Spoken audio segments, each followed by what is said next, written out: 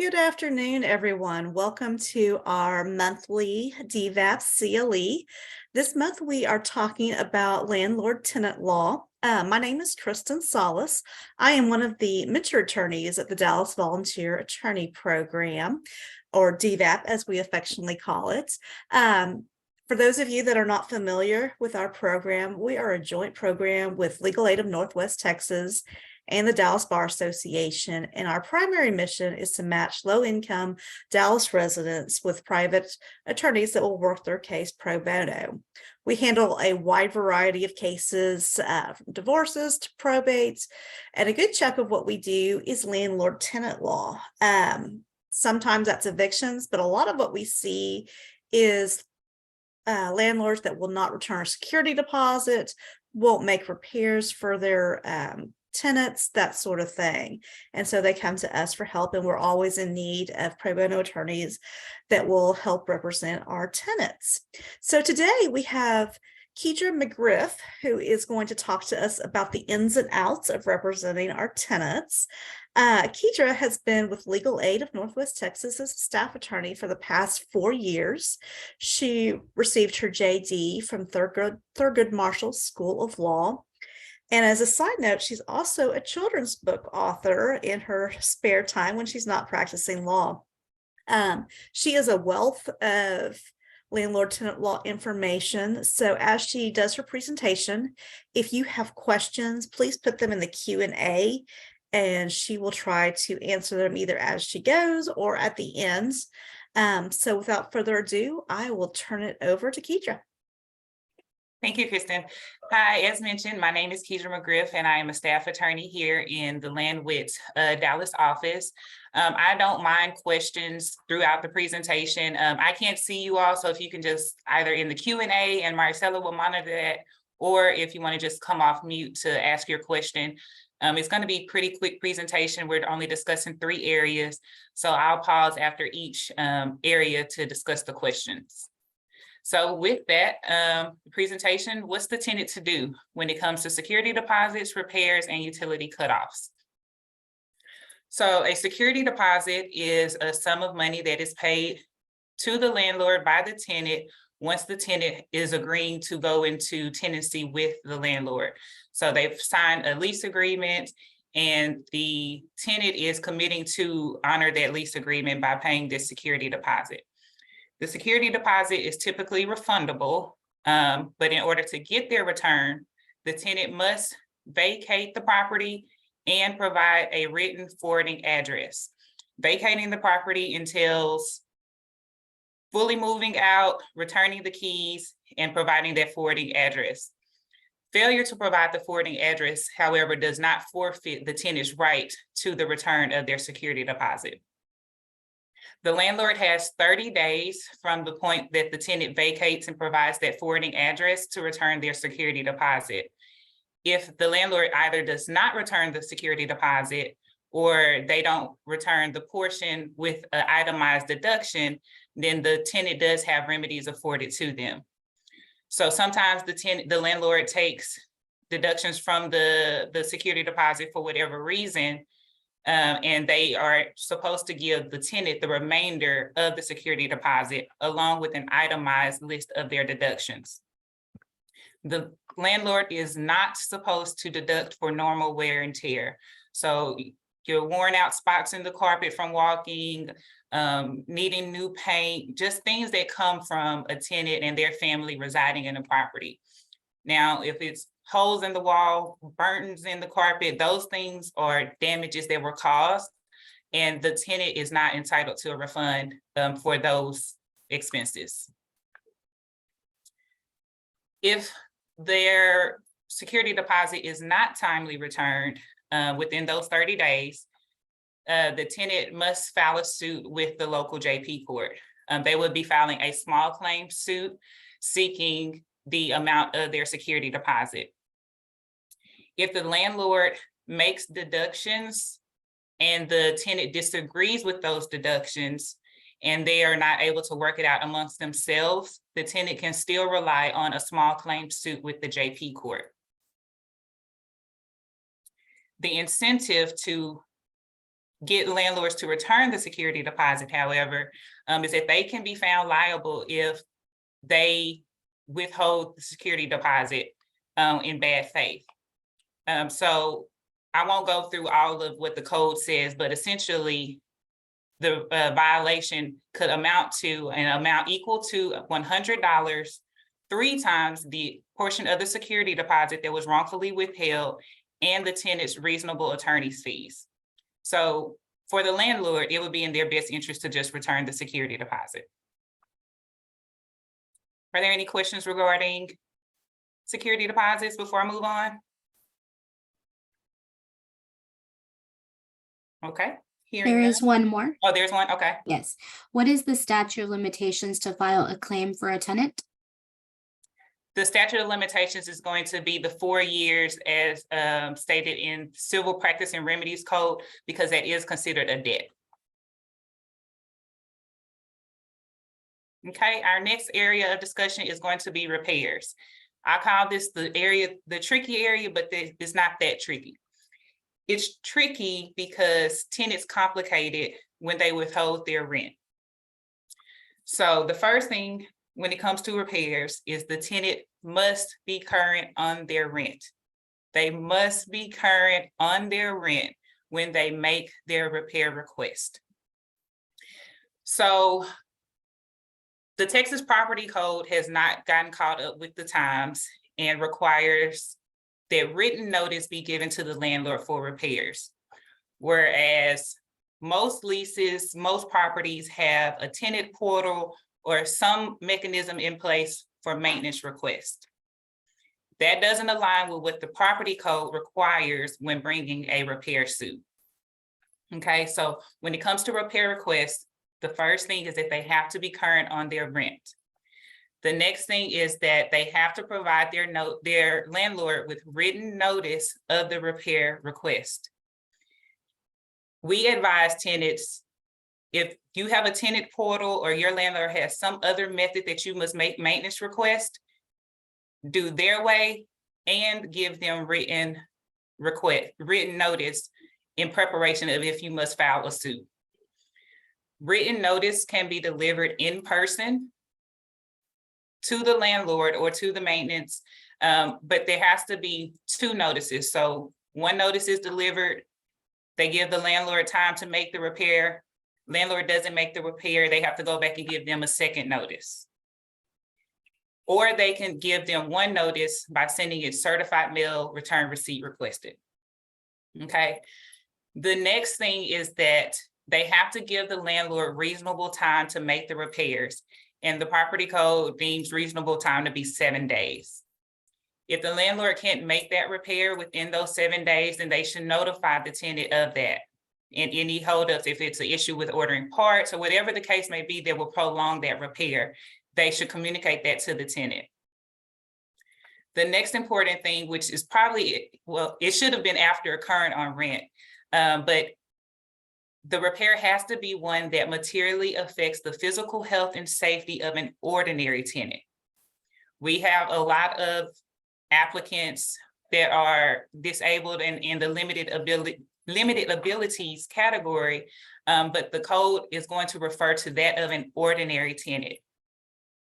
Things that materially affect the health and safety are going to be things, the lock doesn't lock on the door, the dishwasher there's water in the dishwasher that won't drain, so it's causing mold and mosquitoes to accumulate.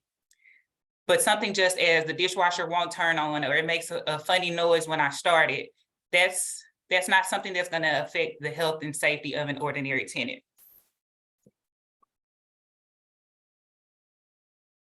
So if the landlord does not make those repairs and they have not given any communication to the tenant in regards to the repairs, the tenant has 3 options. We only advise and assist with one of these 3 options just because 2 of them are very meticulous. So the first option that is our go-to is to file a repair and remedy suit in the local JP court. With a repair and remedy suit, the tenant can either request all remedies afforded under a repair and remedy suit, or they can pick and choose what they want. So that would consist of ordering the landlord to actually make the repairs, ordering a reduction in their rent until the repairs are made, 1 month's rent plus $500, and any actual damages that have come from the landlord not making the repairs, as well as court costs and attorney's fees. Sometimes tenants that are at the beginning or early in their lease, they intend to stay. They just want the landlord to make the repairs. They don't want the trouble of trying to get money out of the landlord. They just want them to make the repairs. So they would select just the option that the landlord be ordered to make repairs. The second remedy is going to be to terminate the lease. Again, this is not advised just because it's very meticulous and every step has to be followed, going back to the initial of paying the rent. A lot of times tenants stop paying their rent on the principle that the landlord hasn't made their repairs when they haven't gone about making their repair requests in the proper manner. So then they subject themselves to being possibly evicted because now they're not paying their rent on the principle that the landlord isn't making repairs. So the only person who will be harmed for failure to execute this properly is going to be the tenant.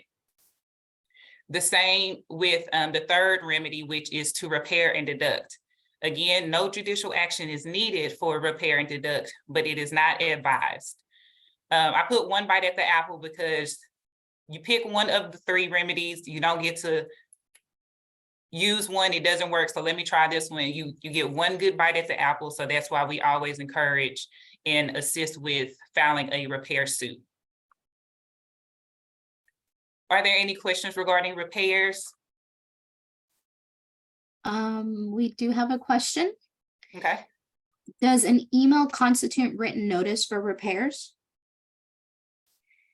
That is subjective. That's one of those things where it's not clear in the code if an email is considered written notice.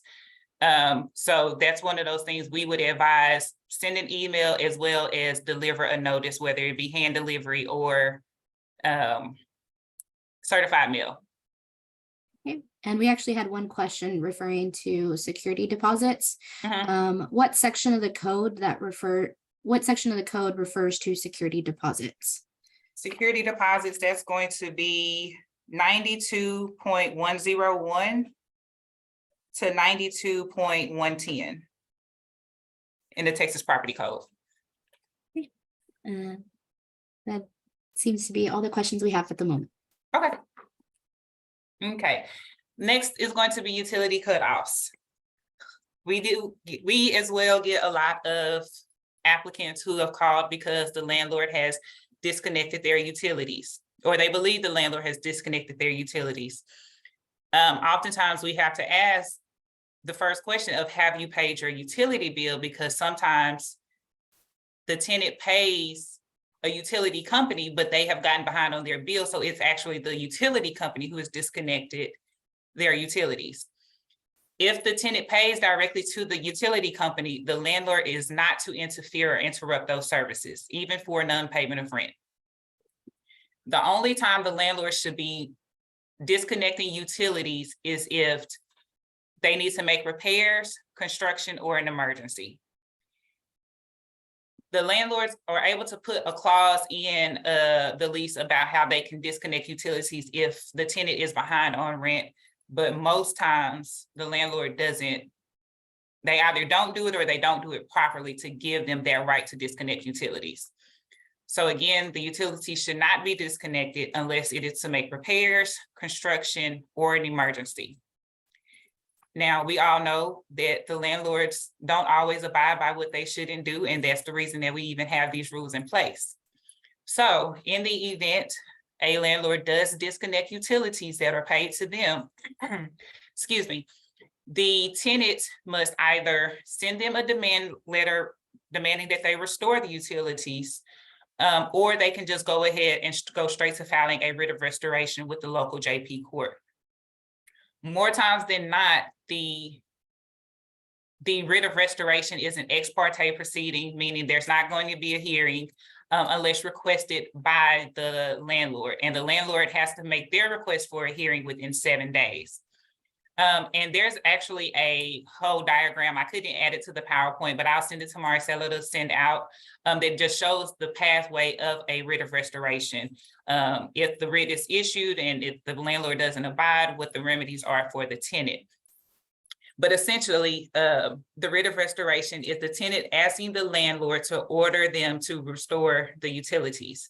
And then again, if the landlord doesn't restore the utilities, they have to report to the court to why they should not be held in contempt for disobeying the court's order. And utility cutoff is pretty straightforward. So believe it or not, that is actually the end of the presentation. Told you I wasn't going to hold you. It was going to be pretty quick and straightforward. So were there any questions regarding utility cutoff? Yes, we have a question. If the landlord sub-meters, can they shut off? Well, I didn't hear you. If the landlord sub-meters, can they shut Sub-meters. off? I'm assuming the utilities. That is a good question that I actually do not have the answer to off the top of my head, but I will find out and let you know. Okay. Okay, and just some other resources. Texas Law Help is a wealth of information as a starting point, as well as the State Law Library. If you ever have questions regarding any of these areas of law, both of those are good starting points.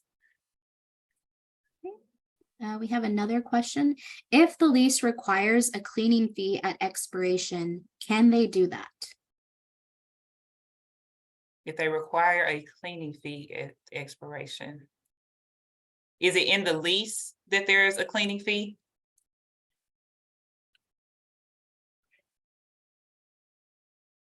Yes. Well, yeah, if it's in the lease and the tenant has agreed, it's a contract, so they've agreed to that cleaning fee. Now, are you wanting to know if that can be taken from the security deposit or if it's just okay to charge that fee in general?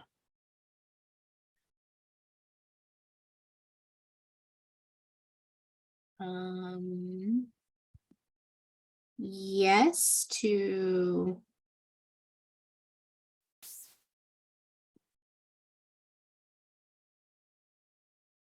it just said yes. Oh, security deposit. If it can be taken from the security deposit, that's one of those, we would need to refer to see what the lease says. Because typically a cleaning fee isn't your normal fee to be included. So we would have to review what that language is. I'm sorry, I don't have a definitive answer. Yeah, no But problem. I'll find the answer and let you know. Yes. And Kedra has entered her contact information in the presentation, so please feel free to email her directly with specific questions regarding cases that you may have. What about disputes about condominiums at lease commencement versus expiration? Oh, about condition at lease commencement versus expiration. Conditions as in, I need more detail. So when tenants move in, ideally and hopefully they do, the initial walkthrough, if there are any issues with the property, make it be known to the landlord. And then the same thing when they're exiting, when the lease ends and they're vacating, they do a walkthrough, see if there are any damages to the property. So if it's something that was there, I don't know, a blotch on the wall that was there at move-in is still there when the tenant vacates, they're not responsible for that. That was a condition that existed when they moved in. In the event of he said, she said, who would win that circumstance? That's going to depend. It just depends on what court you're in and what evidence either party has. Texas is landlord friendly. Most of our JP judges tend to be landlord friendly, and we get more he said, she said situations in when it comes to evictions and delivery of notice. I know that's not what this presentation is about, but I just need it as a reference point. And the landlord says that they delivered notice one way, tenant says, I didn't get it that way. The court tends to listen to the landlord. So to answer your question, it's going to depend on what the facts are, what the evidence is, and what court you're in. Thank you. Any safety items to discuss? So the landlord is to provide smoke detectors, locks, so the door should be able to lock regularly. They're not required to provide anything additional like deadbolts or any type of additional security measure, but the door should be operational as far as ability to lock. Same with windows, they should be operational. Trying to think of what else you could be referring to. Is a deadbolt required or not? I want to say no. A deadbolt isn't required, but a lock is. Okay. Another question. If a landlord notifies tenant that apartment is uninhabitable and they have 7 days to move out due to mold in the apartment, is that considered a constructive eviction? What remedy does that tenant have? Ask the question again. Yes, if landlord notifies tenant that apartment is uninhabitable and they have 7 days to move out due to mold in the apartment, the first question, is that considered a constructive eviction? And then the second question, what remedy does the tenant have? So before I could answer that, I would want to know who deemed the property uninhabitable. Because if it's just the landlord saying it, the truth of the matter is a lot of landlords aren't truthful. So a landlord could say that in attempts to just get someone to vacate under a constructive eviction scenario, for whatever reason they choose. But if it's an issue of they've been cited by the city has deemed it uninhabitable, the landlord is not going to be able to make the necessary repairs, then yes, the tenant can be required to vacate or expected to vacate under those circumstances. But the first question would be, who deemed the property uninhabitable?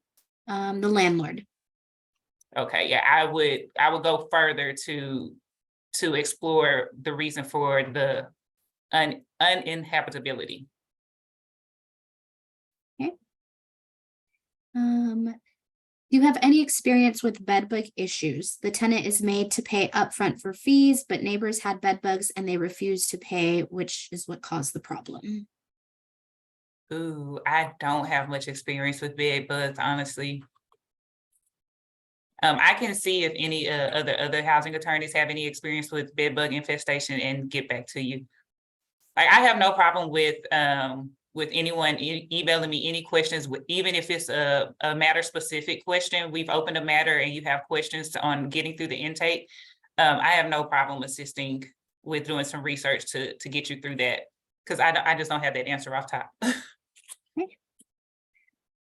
All right, another question. Clients are always complaining about mold, yet code compliance will not do anything. It's hard to prove it's actually mold, but tenant wants the entire area replaced and not just painted over. Where in the code is this addressed?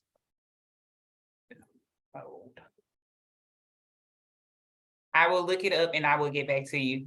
I'm making a list of all the things I have to get back to. Okay. Is the TAA lease the harshest lease for tenants? No, the harshest lease is going to be the lease that the landlord makes up themselves. TAA is actually a guideline. It's your more common lease, but you have private landlords who, or they own a home and now they want to rent it out. So they come up with their own lease and included their own terms and things of that nature. So the harshest one is going to be the ones that landlords come up with. What about crime and safety concerns? Typically we get applications from applicants who something's happened in their property, they don't feel safe anymore, and they want to terminate their lease. Unfortunately, there is no legal remedy afforded to tenants who want to terminate due to an area being unsafe or anything of that nature. That's just, if they terminate because of that reason, they will still be liable under their lease. But if it's a situation of a domestic violence, there is, the property code does address the ability to terminate leases due to family violence. Okay. What about neighbor problems? Again, if you're having problems with your neighbor, the landlord should address it, but if they don't, there aren't any remedies afforded under the code for it. Okay. What SFR house landlords are subject to ADA and low income housing requirements? You said SFR? Yes. I'm not sure what SFR is. Okay, we can get clarification on SFR. So just house, what house landlords are subject to ADA and low income housing requirements? So that's gonna be your HUD properties, housing authority. But even if it's not a HUD or housing authority property or even receiving a subsidy, tenants can still make reasonable accommodations requests. And if those reasonable accommodations requests are denied for some reason, then there is the housing discrimination process. Okay, thank you. And we do have one question about the CLE course code. And yes, I can go ahead and provide that to all who are attending.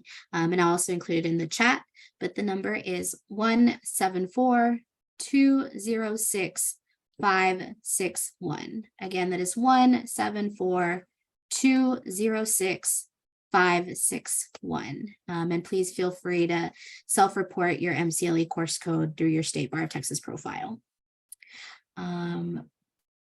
Is there anything in the Texas Property Code about anti-discrimination in leasing? In the property code, no, but if there is an allegation of discrimination, there is the process with the Texas Workforce Commission. They handle housing discrimination claims.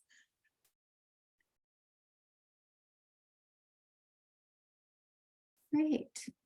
Okay, so it looks like we don't have any additional questions, but I will go ahead and put the MCLE course code in the chat.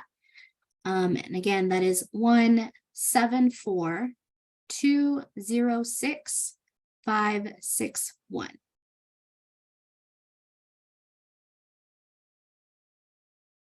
Okay. And I don't see any additional questions for Kedra, but we do thank you for giving us a brief overview of the different ways that we can remedy tenants as they are facing issues with their landlord. Check one more time. No additional questions. Okay. And Kedra's email, as I said, is included in the presentation slides, and a copy of these slides will be provided to everyone who attended this afternoon. And that will be done within the next day or so. So if you have additional questions following today, you can feel free to ask her. And we greatly appreciate your time, Kedra, and appreciate everyone who attended this afternoon. We wish everyone a good rest of your day. Bye. Bye, everyone.